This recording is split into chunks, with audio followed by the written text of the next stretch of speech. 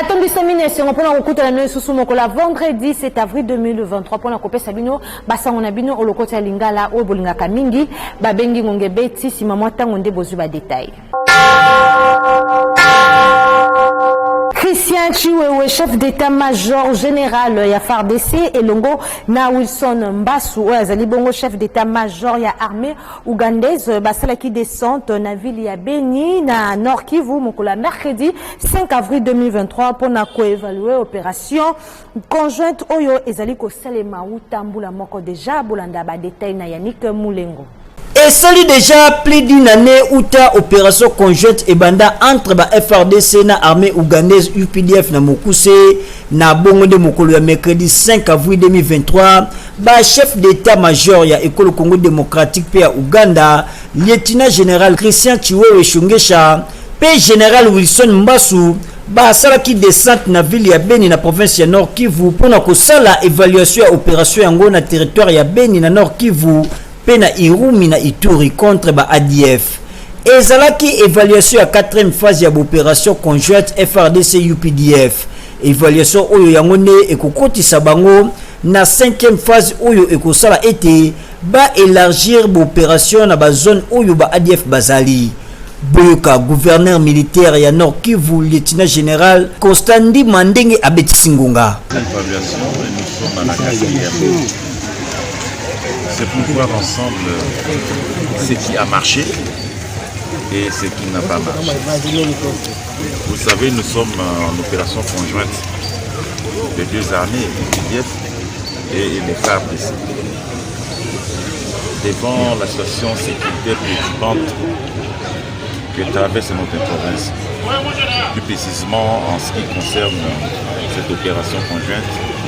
les ADF ici au Grand Nord. Aujourd'hui, nous sommes satisfaits du résultat de cette opération.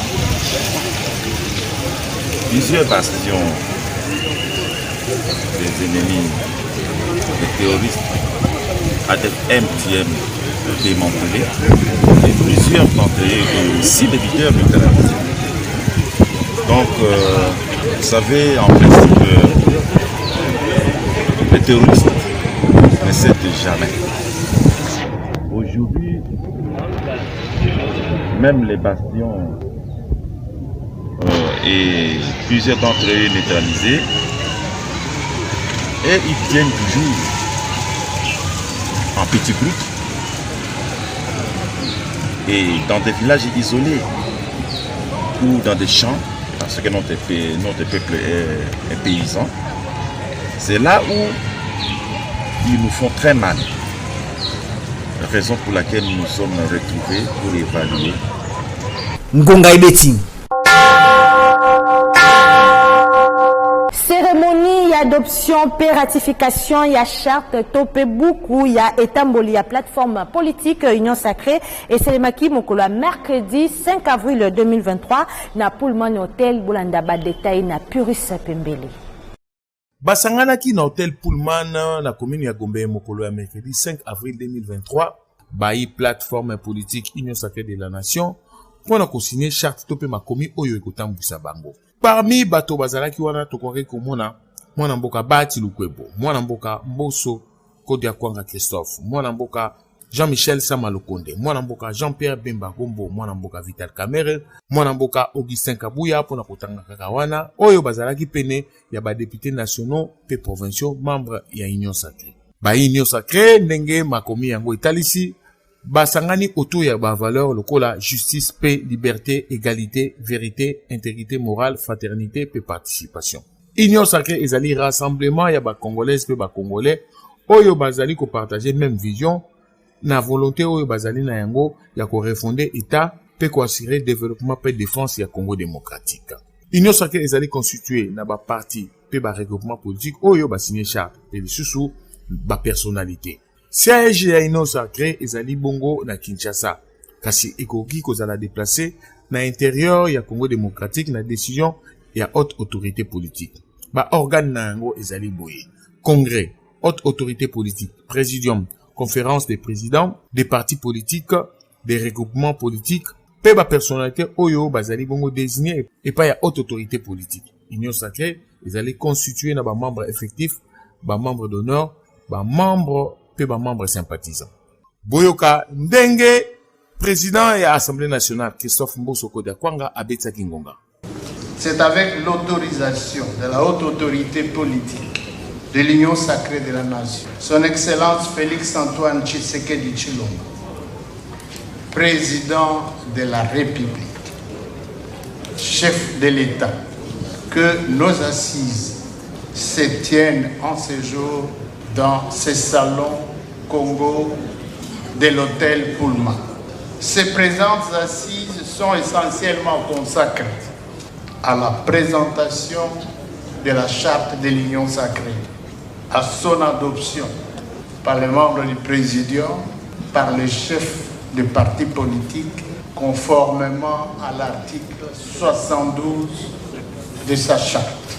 Et Sengel Koeba était Union sacrée de la nation ezali sous autorité à Tata Mokonzi Félix Antoine Tshisekedi Tshilombo. Oyo azali secondé et pas ya présidium. Présidium yango ezali composé na Jean-Pierre Bemba Gombo, Augustin Kabouya, Vital Kamerhe, Christophe Mbosso Kodiakwanga, Sama Lukonde, pe Bahati Lukwebo.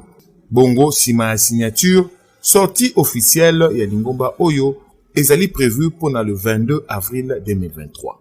Ngonga Ebeti.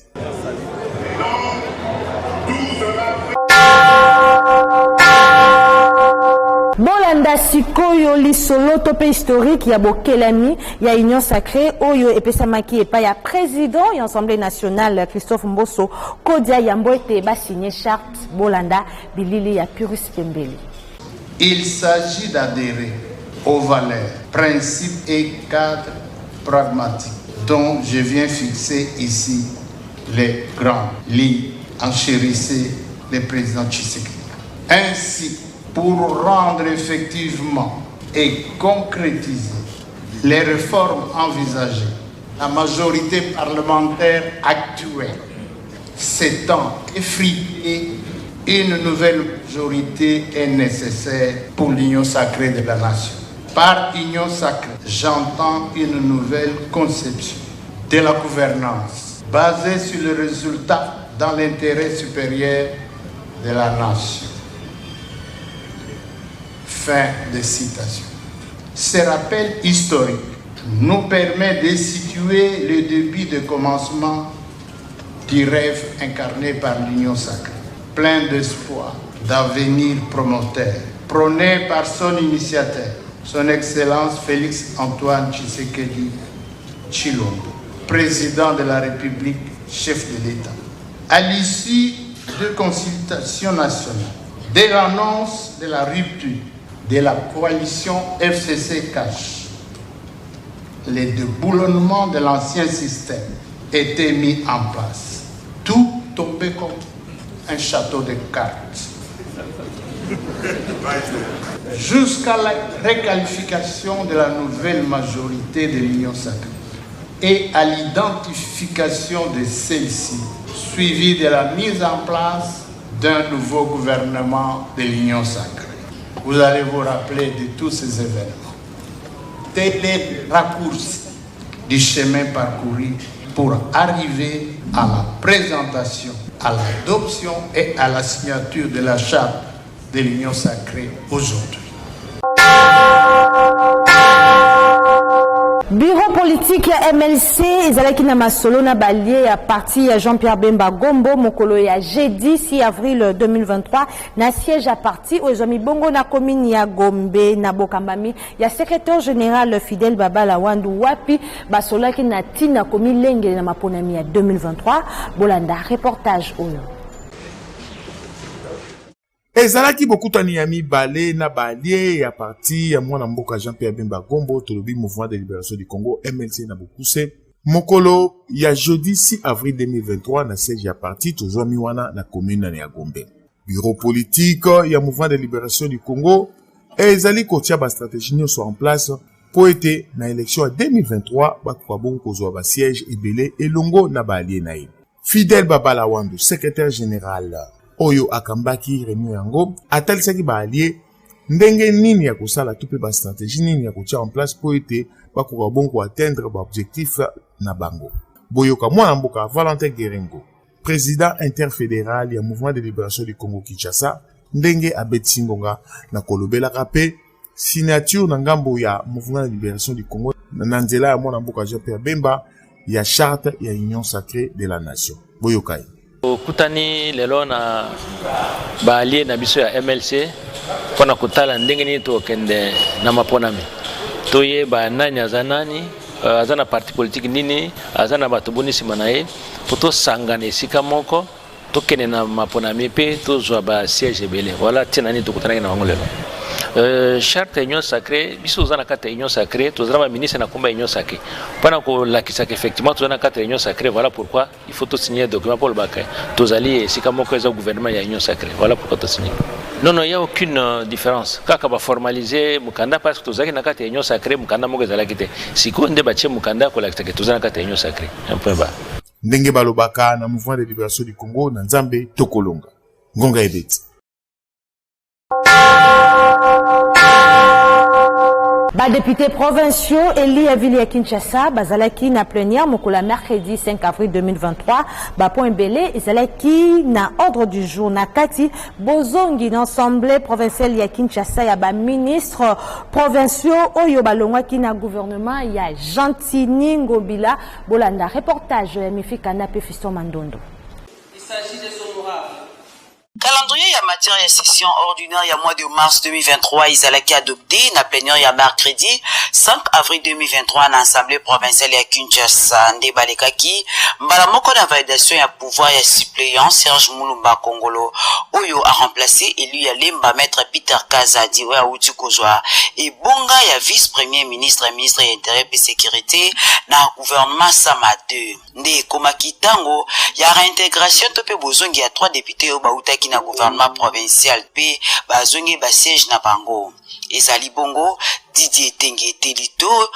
honorable Ida Moutara pe Jean Ngoyimvunzi bongo dossier honorable Jean Ngoy honorable Ida ezalaki na kokoso oyo memaki penza débat moko makasi na kati ya baeli ya Kinshasa wapi bato na bato batalaki na bavi na bango partager ata ko bongo baeli ya Kinshasa misato oto tangi bazongelaki ebonga na bango na ngambo honorable Regine Kingunza ezalaki malamu te po honorable Jean Ngoy azalaki élu ya parti politique Alliance pour la bonne gouvernance oyo déjà alongwaki akotaki na ACP sengeli a perdre poste yango boyoka ye ndenge abeti ngonga député azalaka na mandat mais ebonga oto vandelaka ezalaka ya parti politique parce que zana député te abimaka na parti politique te ba député nyonso tozali awa to wuti na ba parti politique to wuti na ba regroupement na mukanda libukuli konzi elobi soki olongwe na parti na yo na kati ya mandat yo moko olingi olongwe kei oko donc au père de mandat na yo pe siège na yo alors alongwa akenda vraiment moi si c'était moi à sa place je peux même gêner mais amawa ye moko pe ili ya komina masina Jango Yemvunzi abakisa kiboye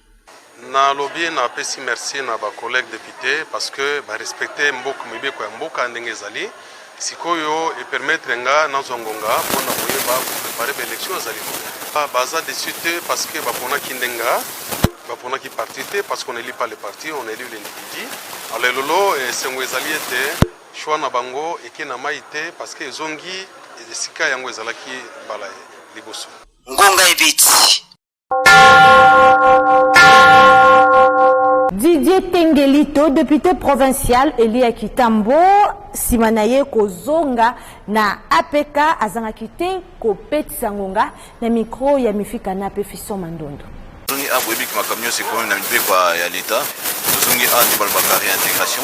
mais loko sali malam c'est que c'est-à-dire tout moni maloba ya ba collègue na biso bandeko. Ndenge balba na munoko ba tonko ba renchérir pour nous permettre à l'avenir de et tout na donc c'est-à-dire que organe budgétaire et de contrôle parce que nous ça là il y a député et ça là quand voter par loi mais ça va contrôler nous ça là exécutif contrôler bon ezokota point ezokota te point ezobima donc pe ko proposer ba sanction sur salamité monta ko proposer ba sanction to beti na siko eza musala il faut pas ba musala député des eza ka comprendre ate eza na musala nene pinza na kati donc ya ko te on a pas ba contribution na biso ko améliorer na moni pe na isika ya commune ngai pelé ba misala sanitaire na cadre ya infrastructure le moni ki ba entreprise belé ba sali misala ngo isilité ba so travail malam te donc yango eza on a contrôle parlementaire na kati ya misala ya député mpona koyoka makambo mpona kobengisa mokolo aza na mona soki alobi ke oza na mbongo te wana toyeba poni aza na ngo te me misala eza kwa esalama selon les normes esika mosusu tozomona banzela eza moke kabe ezokatana ba erreur nde eza mosala na biso mpo kolandela ngo na kombo ya population. Au Conseil national, il y a transition na Bokambami, il y a président Eli Kapen Kanimbo d'élite, bazalaki na conférence de presse mokola vendredi 7 avril 2023 na salle rouge et ministère des Affaires étrangères wapi balimbolaki objectif principal il y a conférence nationale souveraine Bolanda reportage il y a Rosen Zingape Freddy Soumaïli.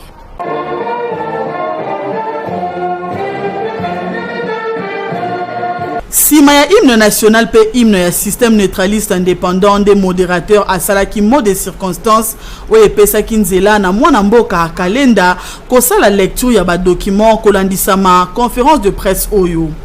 Nakozwana ya maloba président ya au Conseil national ya transition Eli Kapen Kanimbu de lutte alimbola ki na ba détail nyonso historique ya mboka Congo démocratique ko banda 1960 kino na mokolo ya lelo ba travaux ya réouverture pe finissage ya conférence nationale souveraine o yepesa kinzela na au Conseil national ya transition seule voie ya solution pour na ba difficulté pe ba problème nyonso et ko le Congo démocratique ezali ko traverser abeta ki c'était na période de transition na mboka Congo démocratique où ezali bongo de 2023 à 2027 atalisa ki pe plan ya souveraineté nationale pe feuille de route na yango élection ya ba membre ya commission nationale indépendante pe républicaine CENIR pe élection ya président ya ONIP elongo na ba élection ya ba état autonome nyonso pona kopesa kaka mboka Congo démocratique ba institution pe ba dirigeant eux bazali crédible ba ko travailler pour l'intérêt ya bana Congo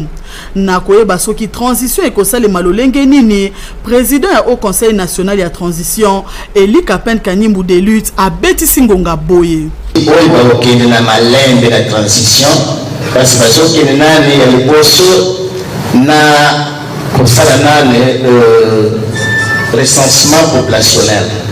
soki basilisi recensement wana nde bakokende kosala déjà enrôlement soki basilisi enrôlement bake élection ya malembe kobanda chefferie groupement secteur urbain nyonso wana eke tina nde bakoma déjà badéputé nde baye kosulisa na président de la république ngonga ebeti.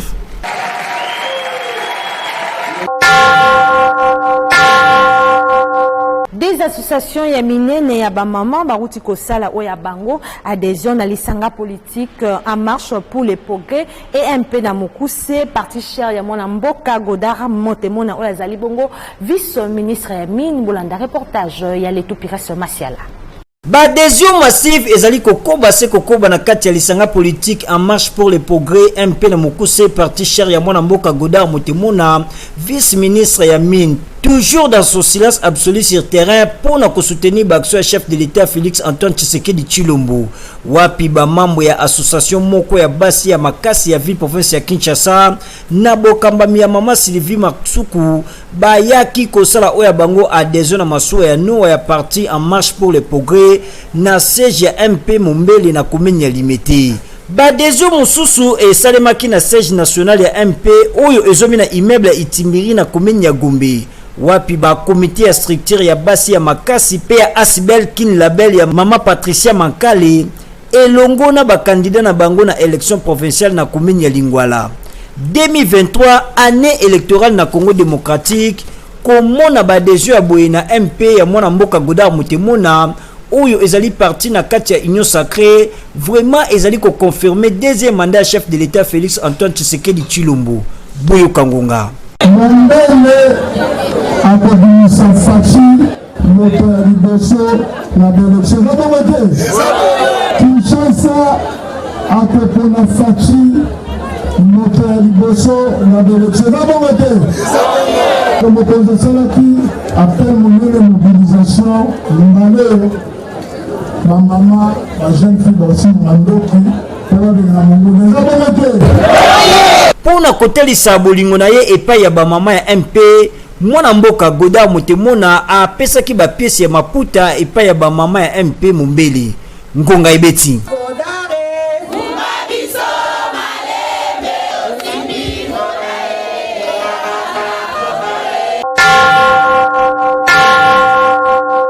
Maman Immaculée Sibalonza Bakulikira, présidente fédérale na lisanga politique AFDC, Fédération ya Lukunga, a utikosa la geste de cœur moko et pa ya ba mama veuve ya catholique ya commune na ye bolanda reportage ya l'étupération Masiala.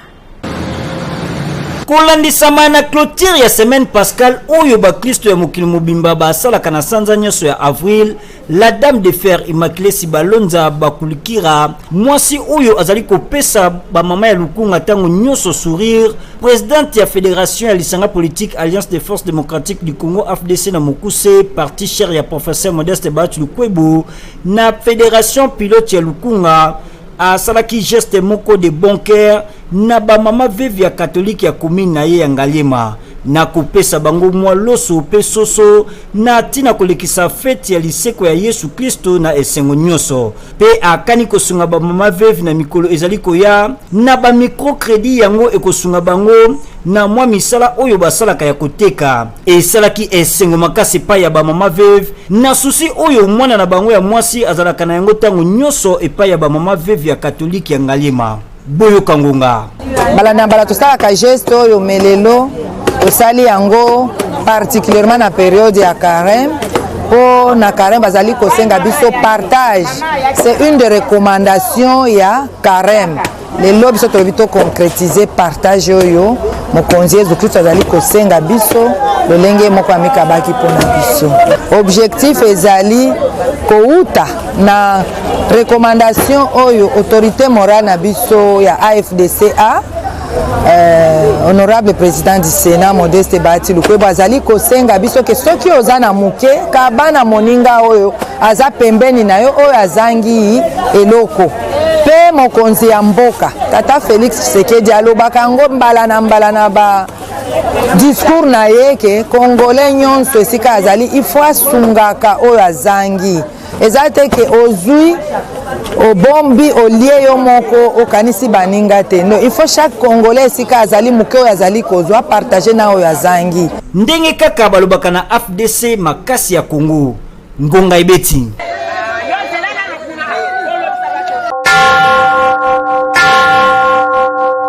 na esengo nyonso bazalaki na yango na geste oyo mama Immaculée Sibalonza asalaki epai ya bamama veuve ya catholique ya Ngaliema babetisaki ngonga boye na micro ya l'étupération Masiala. Merci mingi na papa Bahati Lukwebo akanisi mama oyo Immaculée mama oyo aza mama na biso atikaka biso te tango nyonso akanisaka bamama na ye ya baveuve na bapeuple na ye yango na lelo tozosepela Pâques mama Immaculée apesi biso biloko ekoki na biso topesi ye merci pe topesi merci na papa Bahati Lukwebo o président aponi ye azala elongo na bana na ye pe na bamama na ye merci penza merci nzamba azala na bango soutenir bango po tondimaki te ke na tango apasika oyo tokozwa ata mwa eloko akolia te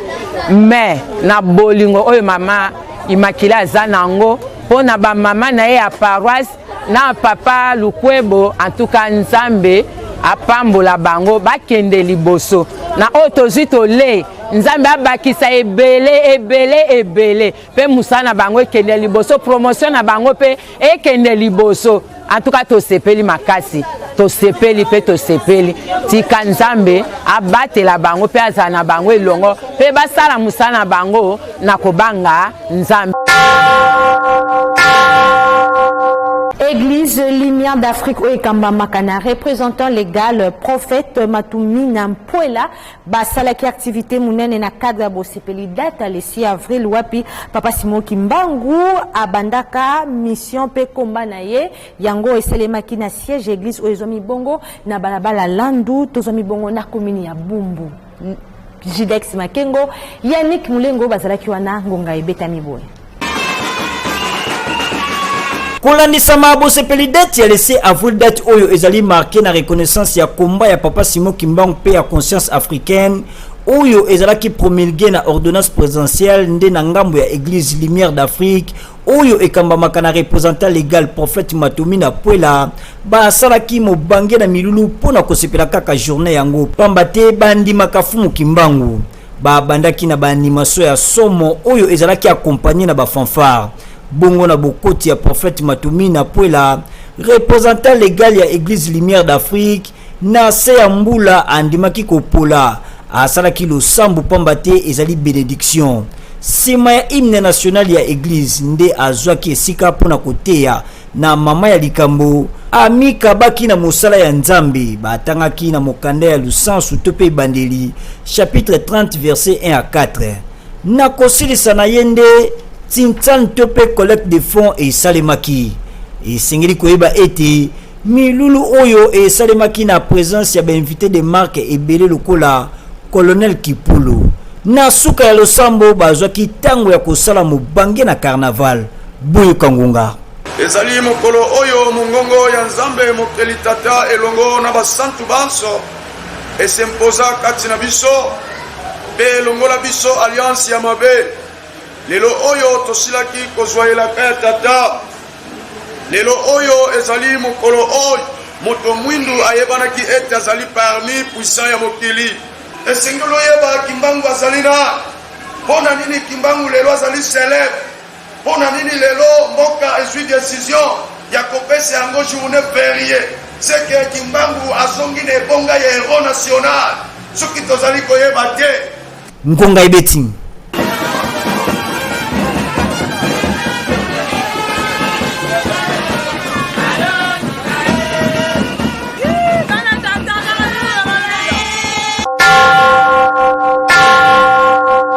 na basango ndenge azulingisa ya kokabwana bino soki bosepelaki na mosala malamu oyo bopesa merci na mwana mobali oyo babengaka Patrick Lusala oyo asimbaki bilili po ete ekomela bino kitoko boye na bandako réalisation ezalaki bongo ya Purus Pembele oyo asimbaki réalisation asimbaki pe édition montage ezalaki ya Alabamba tikete kimi ankolo ezala o mabota mabino.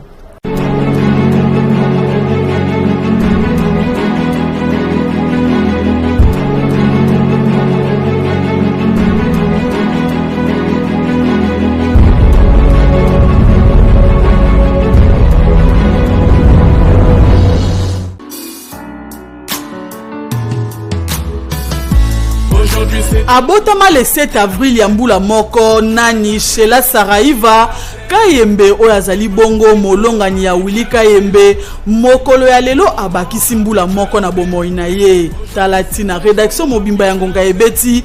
etombeli ye mbotama elamu na yo Shela Saraiva Kayembe la sensualité lumineuse. Happy birthday, personne ne peut oublier, c'est pas